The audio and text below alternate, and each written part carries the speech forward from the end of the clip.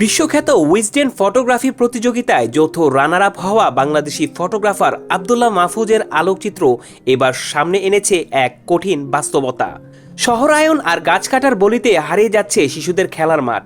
ছবিটির কেন্দ্রে এক কিশোরের ধুলোমাখা মুখে স্বপ্নভঙ্গের ছাপ, যার হাতে ক্রিকেট ব্যাট ও বল, কিন্তু পেছনে গাছ কাটার করাতের শব্দ।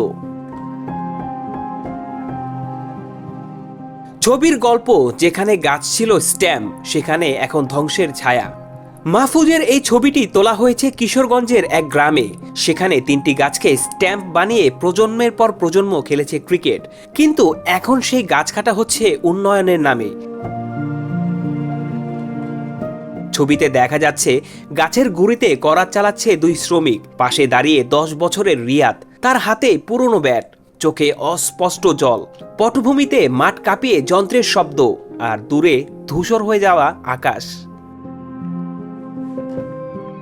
মাহফুজের বক্তব্য, এই গাছগুলো শুধু স্ট্যাম্প নয়, এগুলো ছিল আমাদের স্মৃতির শেকড়, বলেন মাহফুজ। তিনি যোগ করেন, গ্রামের শিশুরা জিজ্ঞাসা করছেন, গাছ গেল, এখন আমরা কোথায় খেলবো? এই প্রশ্ন শুধু তাদের নয়, এটি পুরো সমাজের জন্য এক চিৎকার।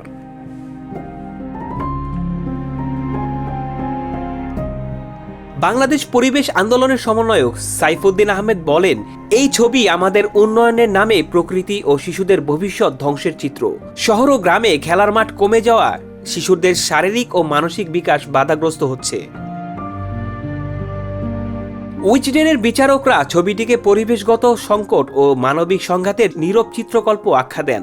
তাদের মতে এটি শুধু ক্রিকেটের গল্প নয়, বরং বিশ্বজুড়ে নগরায়নের ছোবলে হারিয়ে যাওয়া শিশুদের স্বপ্নের প্রতীক।